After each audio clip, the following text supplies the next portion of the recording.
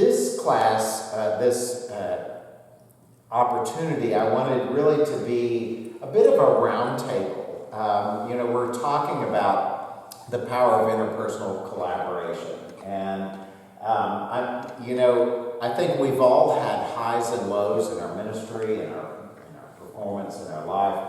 Times that everything went well, better than even we had planned and expected. Times that things just didn't quite work or fell flat. Times that, people with whom we just clicked and it felt like we were reading one another's minds, and then oil and water combinations where it's just, it feels like you can't get things accomplished. Projects that were far more successful than they deserved to be, and those that maybe weren't. And services where the Holy Spirit was present, and there's just that moment of you think, wow. And then there were times you've done all the planning, you've done the work, and the message just didn't come across.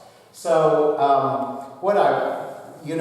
as organists, how many of us are organists? Or all of us? All of us are organists. We spend a lot of time by ourselves. There's an introverted and solitary side of being an organist. But then we also have to come together and do a lot of work with other people in various roles, with clergy, with other musicians, with music directors, ministers of music, with volunteers in the choir, with other professional instrumentalists. And so there are lots of opportunities for what I like to say 1 + 1 = 3, where the outcome is far greater than the gifts combined. There's something magical and wonderful that happens. And then there are times that it doesn't happen, and those challenges. And we've all had them, and I've had them. I could sit here and tell you an hour's worth of great stories and war stories, and I think we probably all could. What I do think is helpful is for us to spend a bit of time, good morning, come on in, is to actually spend a little time kind of sharing a few of those. And I think I want to start with those positive, joyous ones. If you can think back through your musical life, your career, and maybe you have one of these happening right now, where you feel like everything just clicked. You work with someone who shares the vision, you're both going after the same goal, your gifts complement one another, everything just clicks. And if you'd be willing, I'd love for you to share the when did that happen, where, who was it? I think it's probably safe to name a name. And then why? Can you figure out why things just worked? I'll share one of these for me. It was actually my very first job out of graduate school. And I'll spare you the backstory of how I kind of landed in this. Well, no, I won't spare you that. I'll make it brief. So I was finishing graduate school, and I was a finalist for the San Diego Civic Organist job. And had gone out there, had played the audition, and then was offered the job. This was summer of 2001. And I was really excited. I mean, to be offered a job right out of school, that's a good thing, and that's a great job to play the Spreckles organ in this outdoor organ pavilion every week. You're kind of basking in San Diego sunshine and all of that. I was really excited, and then the position had been advertised as excellent salary and salary negotiable. Well, it turned out that neither was exactly true when factoring in the expensive cost of living in San Diego and so forth. So long story short, I negotiated. It was obvious it was not going to work, and so I turned the position down, really without another good alternative. And at the time, I was substituting at Highland Park Presbyterian Church in Dallas. My girlfriend at the time had family in Dallas. I had played a concert at Highland Park Presbyterian about 6 months prior, and the organist said, "I'm going to be away for the summer. Could you fill in for me?" So I came in, and I will never forget the first choir rehearsal that I played with the choir, and the director of music there was David Davidson, who was also director of the Dallas Symphony Chorus. And I had heard David's work before, because when I was a student at Baylor, when my friends would go down to Austin to party on the weekends, I would go up to Dallas for Dallas Symphony concerts. And so I'd gone up and heard Walton's Belshazzar's Feast, which was just mind-blowing. Feel free, if you want to bring the chair up kind of into the circle. They might call me. Okay. I didn't want you to feel outcast. All right. So anyway, I remember kind of observing him from afar, having heard the Dallas Symphony Chorus and been blown away. Anyway, now I have this opportunity, short term, to play for his choir there at Highland Park Presbyterian. And I'll just never forget that rehearsal where we're going along, and I'm thinking, gosh, the sopranos have kind of a thin sound. I wish he would tell them they need to raise their soft palate and lower their larynx. And he would say, sopranos, you need to raise your soft palate, lower the larynx. And I was like, what?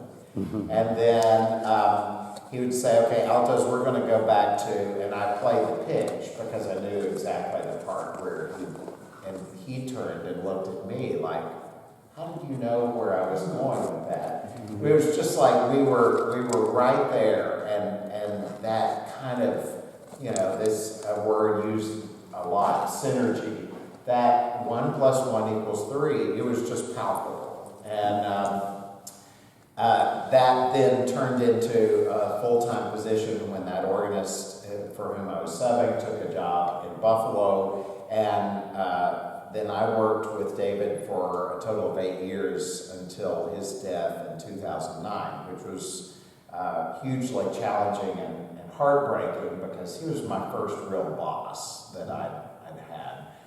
But more than a boss, he always would say, "I'm not your boss, I'm your colleague." And I was like, "Yeah, but you're still my supervisor." But to have had that early in my career, both, I think, in some ways set a model and a bar. He was a great mentor to me, I think, just by observing how he did music ministry. But also just his incredible willingness to pour himself into other people. My successes were his successes. He was as joyous and as excited about the things that went well for me, whether it was an organ competition, whether it was a performance, whether it was something we did together or something I just did on my own. And that was striking to me, in a world where it can be easy for people to butt heads or egos to feel competitive. I think he showed me this is what it can be like. This is what it should be like, where our gifts work together for something far greater than they can accomplish individually. So that's my story. That's one of my high point stories. And I wonder if we could just kind of go down the line. If you have another one of those relationships, one of those experiences. It could have been a short one-time thing that was like, ooh, lightning struck, or it could have been a long-term working relationship where things just were right. 1 + 1 = 3. If we start here, does that work? Yes. I'll just share, when I was in high school, I have a unique situation. I live in Kingsport, Tennessee, and we have, our big churches are on a circle. So there's First Baptist, where I am, First Presbyterian,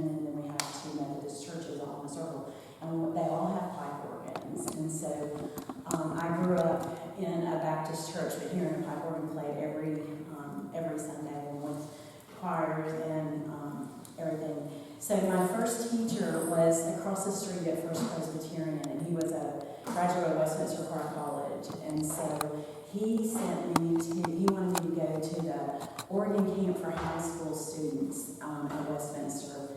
And so that was just an incredible first experience. But you talk about somebody pouring themselves into somebody. I went on to become an organ major because of, his name is Phil Haynes, my first teacher. And I got to stay with him 11th and 12th grade in high school. And then he followed everything I did since. And so until he unfortunately passed away in a tragic accident too. So anyway, but I get to, now next semester I'm teaching organ at Milligan University because they have some piano students that are required to take organ as part of their studies before they get out, and so they don't have a full-time person now, so I get to do adjunct next semester for that. So anyway, but I'm all about giving back. That's great. That's just, I'm 60 years old, I don't need things anymore, I just want to invest in people. So you want to take some of Yes. that he gave you and share that, pour yourself in others. That's great. Tell me his name again, Phil? Phil Haynes, Yeah. Hames, yeah, he was the organist choir master, so I got to learn some about conducting an organ from him too. But he was tragically killed. Some of his choir members got him playing golf, and he was tragically killed on a golf course, struck by lightning. So it was terrible. But a true mentor and a true friend, and I'll never forget that. He gave me a book about Bach's organ works and just had written the nicest inscription in it, and I still have it to this day. So That's powerful. he played my wedding, so. Oh, And that's I all have a the video more of that, meaningful. Oh, that's great. Anyway, that it led me to have a really fun life, and there's nothing like playing the organ. I'm a full-time minister of music now, so I direct most of the time. But the skills that you learn, listening and everything else, that's just wonderful. That's great. That's great. Thank you for sharing that. All right. Well, I mean, I've had the good fortune of working with a number of excellent musicians over the course of my career, and a number of good directors. I would say that one of the relationships that stands out the strongest to me is the relationship I developed with the choir director in New Hampshire, where I was prior to taking my current position in Oklahoma City. But I worked with him at a college there, Kent State College. His name was Matt Lease, and we got on pretty well from the first semester that I was working with him. I ended up working with his professional group that he also had outside the college, and he gave me, we built up a relationship of trust so that when he threw something crazy at me, can you spruce up this gospel part, and that sort of thing, that there was, he knew that I could do it, and I knew that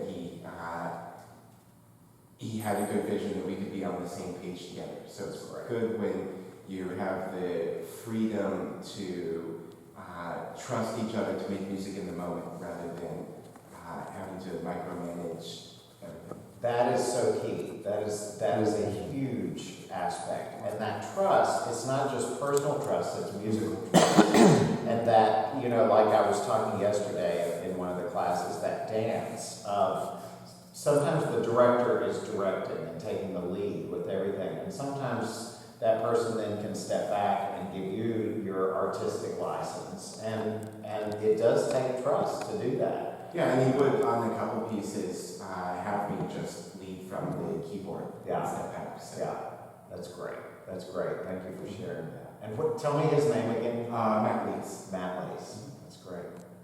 I say this in case any of these people want to watch this video. Well, like Ms. Hoover, I've had a lot of great teachers. At Victoria College, at community college, I studied with Mr. Hunter, who is now Dr. Hunter, he got his doctorate from UT, and Dr. David Means. And I really felt, especially from Dr. Means, because he had so many years of experience, that I was really great. And even though we didn't really play together, I felt like we were really good. I feel like every music teacher I've had has pushed me. Yeah. Like even when I say, oh, I don't want to do that. Oh yeah, you can. Yeah. You can. Go do it. Yeah. And aside from playing for general congregations, I've only accompanied someone once, and that was on piano. It was a fellow college student named Josh, and he's a tenor. And I think he's at Texas Tech now. And I do feel like it went really well, and I learned a lot. I learned, about having to bring out the melodies sometimes, even if in the right hand, and listen for his breathing to know, and don't go metronomic rhythm, listen to how he's kind of doing the rhythm. And I want to do more accompanying, and my teacher always pushed me to do more, but then, COVID happened, and so it was like, Yeah, that's another good point. That's one of the things, we need several things as people to feel alive. We need connection, and there were a lot of ways that COVID kind of got in the way of those connections. So collaboration with other people is huge. But I love the point that you made about teachers that push you. And it could be pushing or it could be pulling. Like they're like, I know you can do this. You can come along. It's not like pushing you, out of the nest and you plummet. But yeah, I know you can do this.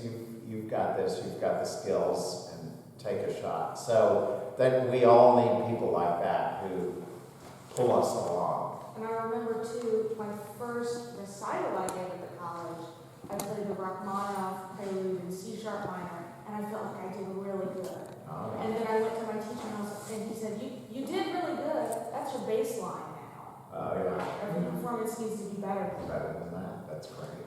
That's good. All right. It's really neat to hear a young person talk about her current experiences when I've been doing it since junior high, and it's like breathing. It just is. It's not something I think about, it's just something I do without thinking. Yeah. And I'm glad you have mentors you trust. I've been at Asbury in Tulsa for 40 years. I've not been the organist for 40 years, but I've been at the church.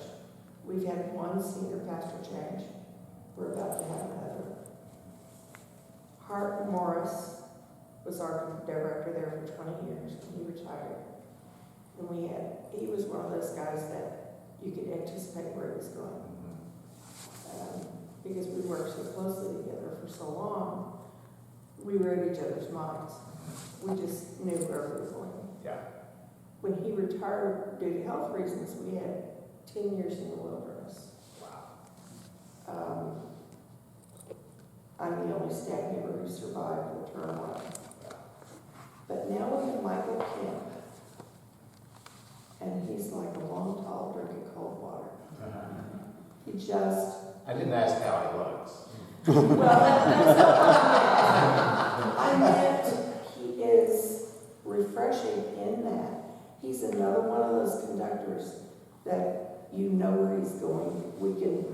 And during COVID, they closed the doors, but we didn't stop having worship. Yeah. And it was, you couldn't have more than 8 people in the building, kind of thing.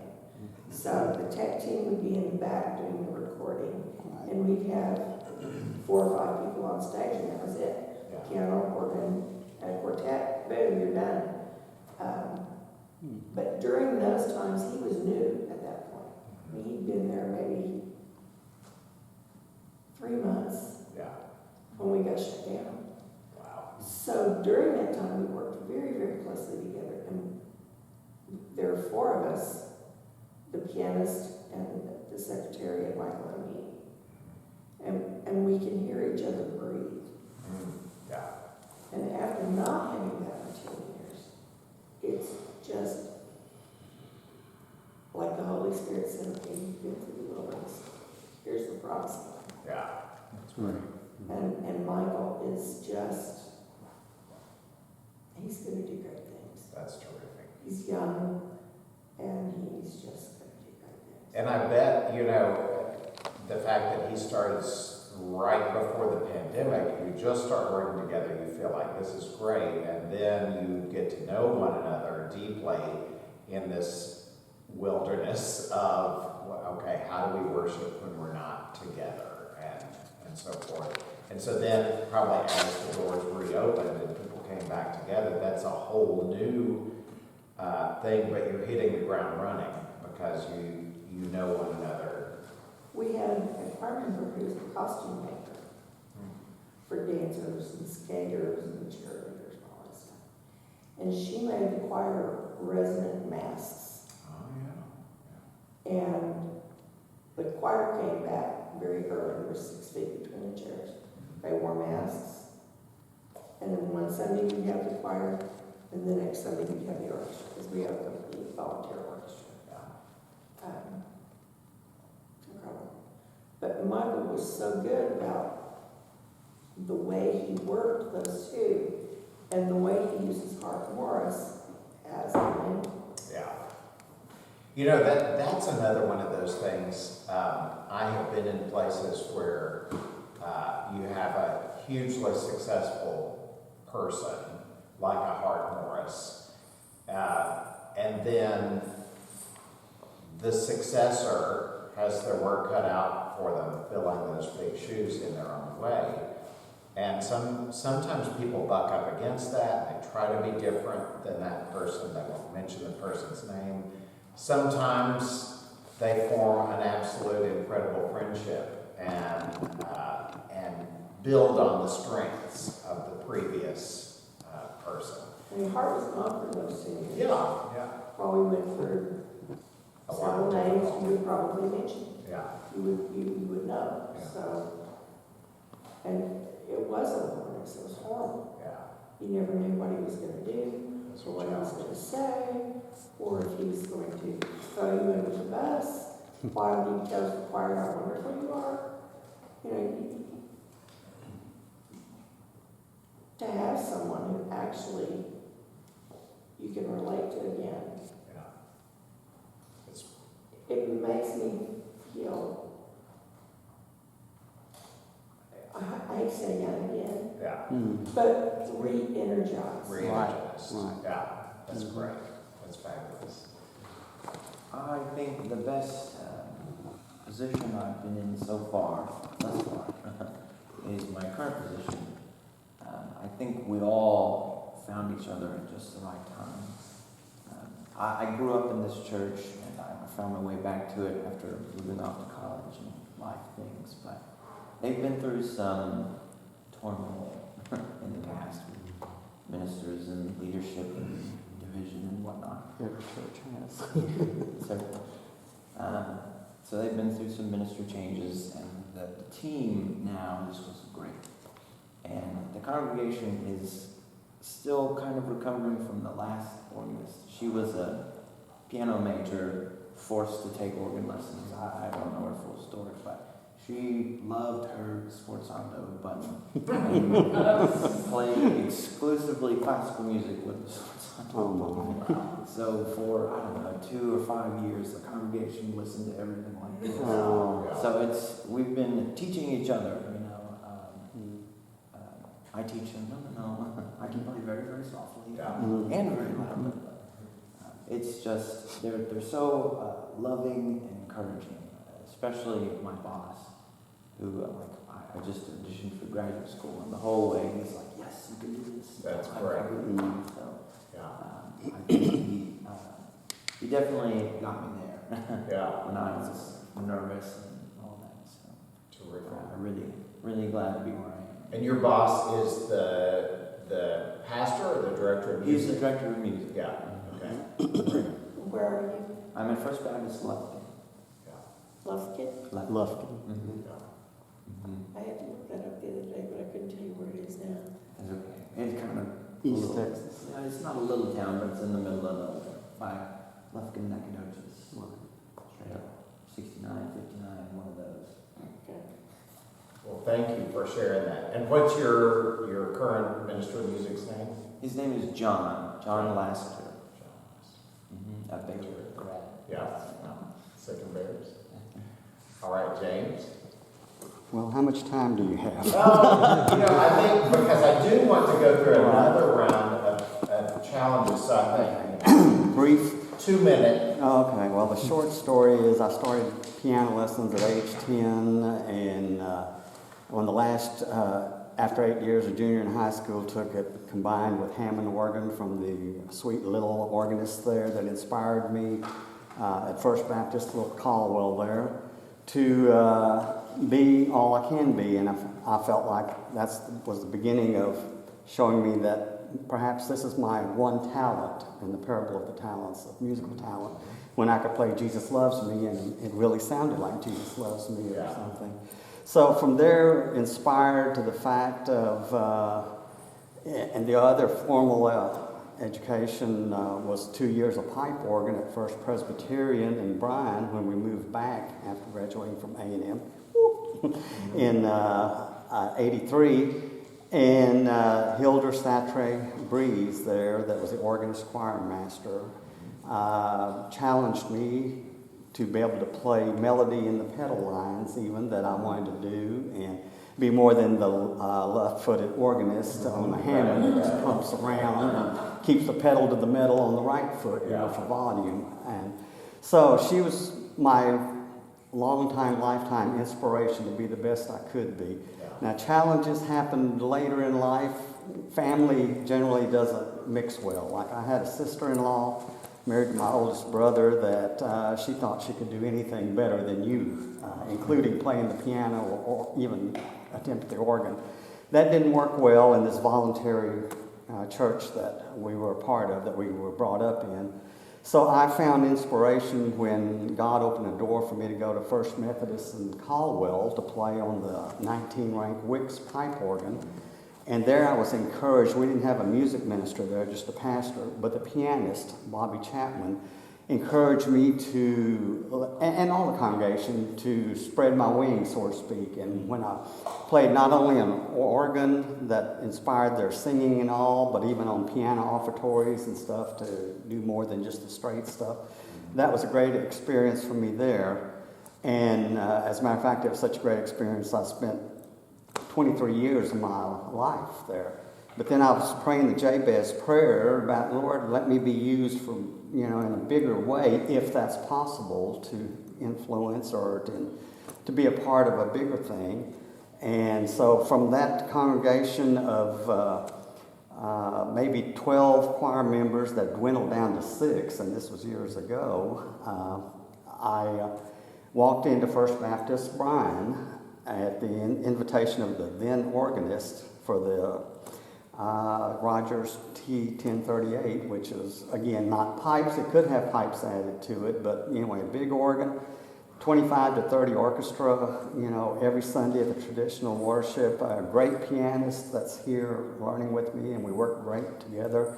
And Matt Marsh is the music director who, when I walked in that first time at the invitation of the organist to check out their new organ from what they had previously downtown Bryan, first thing he said to me, "Are you looking for an organist position?" Or he said, "No, are you an organist?" I said, "Yes." "Are you looking for a position?" I'm going, "Well, I wasn't looking, but..."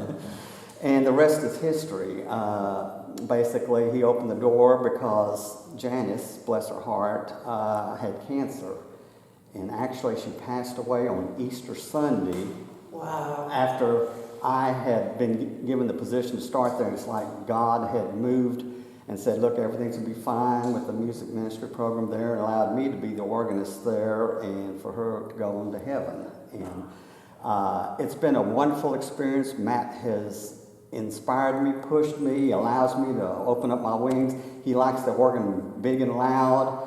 And like I said yesterday, whatever, that finally had the first person that said, hey, can the organ be toned down a little bit?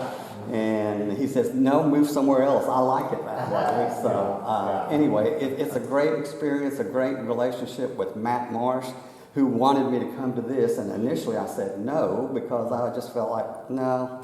I'd been to one other music conference, the Methodist in Palestine, many years ago when I was with the Methodist Church.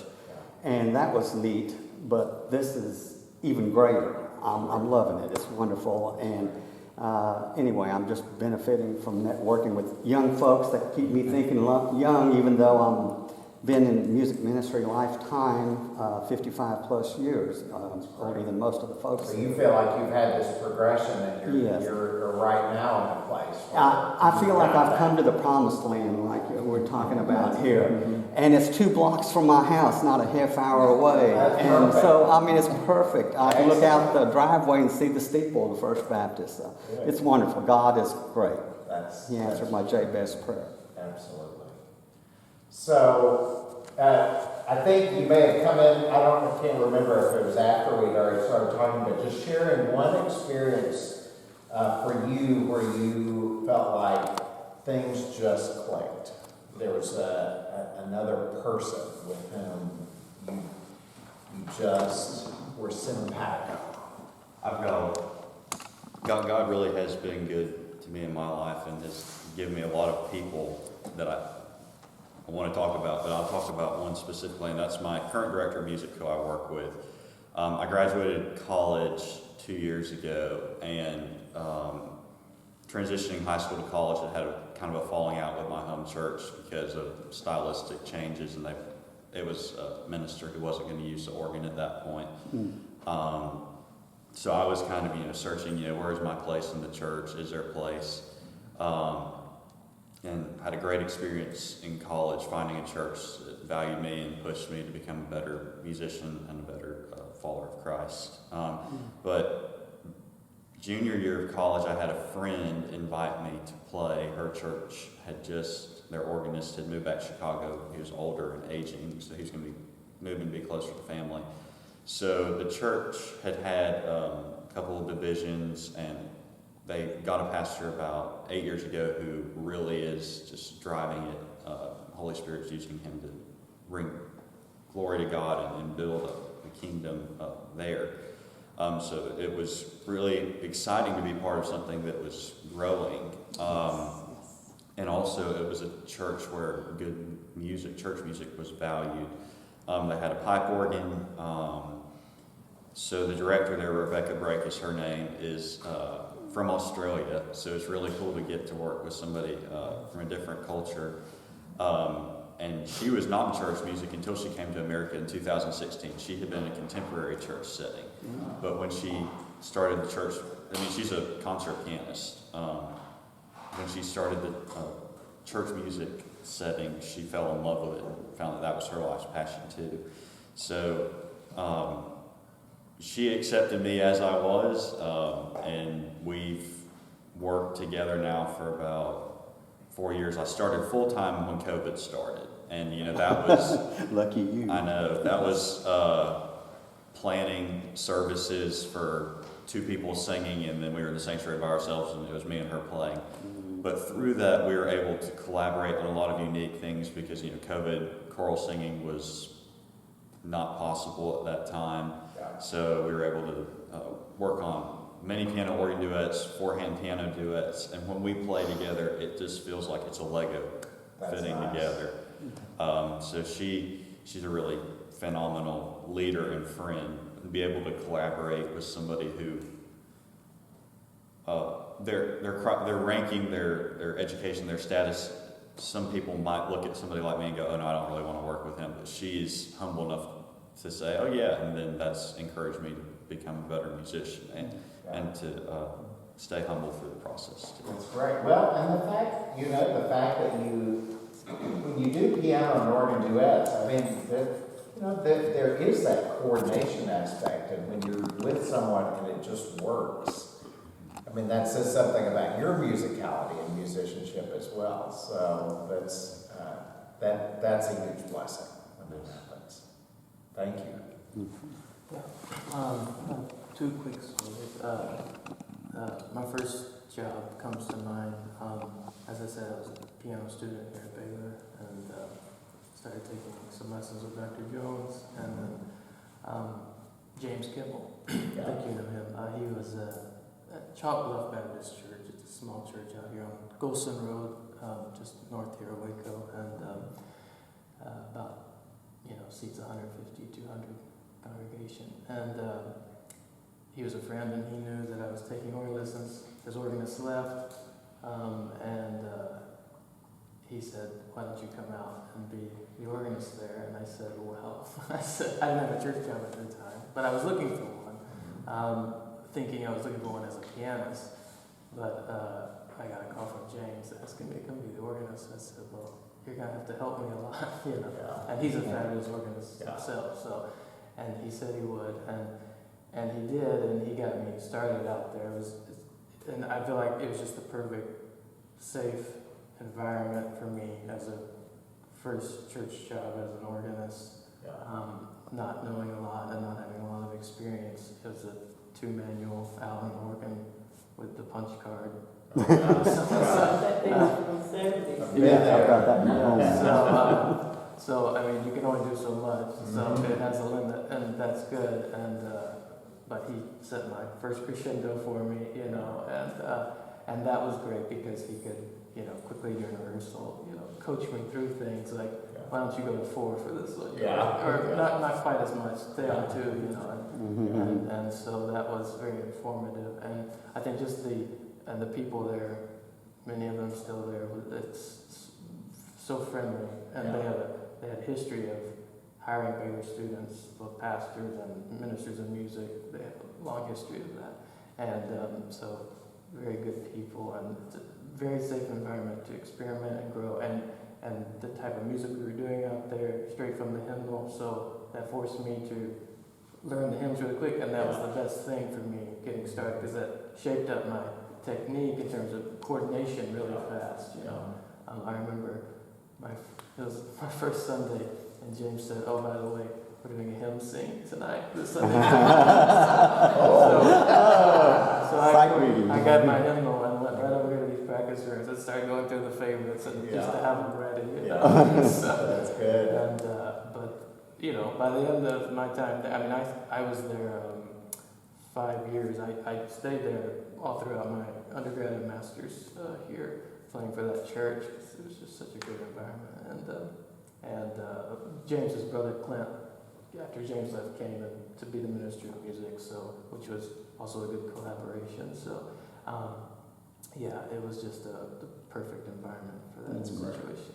And one final thing, in my doctoral program at University of Nebraska, the head of choral activities there, Peter Eklund, I first was the accompanist for men's choir with him, and that was a situation. That was actually my first. I kind of played a little bit with men's choir here and some of the choirs here and there, just filling in when they needed. But I wasn't a full-time accompanist here at Baylor necessarily, and so that was my first time with a collegiate choir, and that was a situation where the telepathy was right, as we were talking about yesterday, was just right there, and it was. I know it was rewarding for me, and I know it was rewarding for him too, because he would openly say so many times. When he would, he'd ask for a measure, and I'd roll the chord, and he would be so shocked that he would stop and say, "I love Travis. He knows exactly where." That's fabulous. And I don't think he had that experience in a collegiate setting up until that point. And I think it helped me coming from a rich church environment where we're doing that all the time, and in collegiate settings you might get a mix of, classical pianists or whatnot, just trying to make it happen, but I think he was really pleased with that, and it was just a wonderful thing. I loved working with him and did that for 3 years with the men's choir, and then because I started with the men's choir, and then he moved me up up to the university singers. He said, it was just the top choir there. He said, I want you to come play for me there because this is great. And so we had a great time working together. Great. And he's the type of guy with a large reputation, but just the nicest man. Yeah. You know, no ego, no, you know, I just swing by his office to pick up some music, and he makes you feel like, you know, you're the only person he cares to talk to at that point, and wants to know what's going on. And so I'll always be grateful for that. That's great. Relationship. Terrific. Thank you for sharing both of those. You know what I notice about all of these is there's an element of chance, and then there's an element of willingness that goes into each of these. I mean, in each of these situations, it was not a relationship where you manufactured. You saw this person, you said, I want to go work with this person. I'm going to maneuver this. I'm going to hire this director of music. You know, I'm going to, it kind of, you happened into a situation. Sometimes that you thought this might work well, or sometimes you just didn't know, and suddenly there's this blessing, you know, which I think often God is working to weave the fabric of our lives together, you know, to make something beautiful. But then, once God puts you together, then